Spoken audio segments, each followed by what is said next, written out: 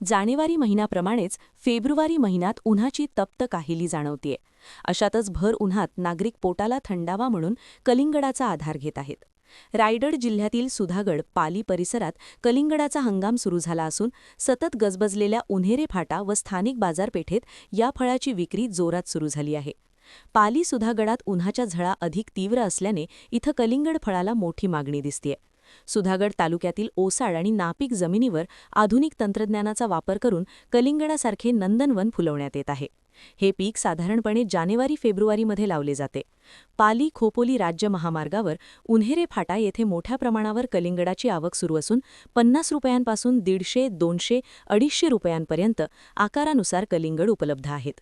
गोड, रसाळ व गरेयुक्त कलिंगड ग्राहकांच्या पसंतीस येत आहेत।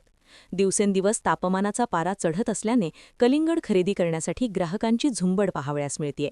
येथील उन्हेरे फाट्यावर 20 ते 25 वर्षांपासून कलिंगड विक्रीचा व्यवसाय करणारे सुनील ठोंबरे म्हणाले की अनेक वर्षे मी इथं व्यवसाय करतो। यावर्षी दरवर्षीच्या तुलनेत कलिंगडाचे दर जास्त आहेत। सध्या 20 ते 25 हजार रुपये टन कलिंगड मिळतायत। येथील कलिंगड उच्च प्रतीचे गोड खुसखुशीत कलिंगड मिळतात।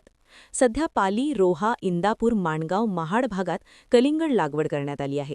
ग्राहकांचा उत्तम प्रतिसाद मिळत असल्याचे ठोंबरे यांनी सांगितले।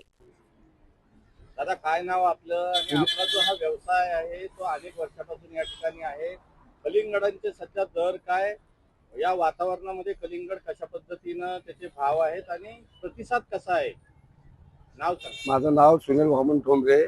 मी जवळजवळ इथं उन्हेरे फाटा येथे 20-25 वर्ष धंदा करतो आणि यावेळी कलिंगडाचे भाव दर खूप आहेत।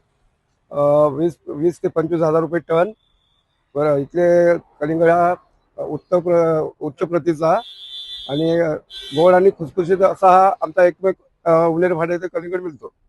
काय सांगाल, सध्या रायगडमध्ये कुठे या ठिकाणी कलिंगडाची उपलब्धी आहे?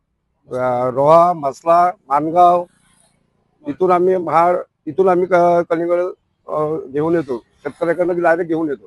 ग्राहकांचा कसा प्रतिसाद आहे? उत्तम, खूप छान, चांगलं आहे।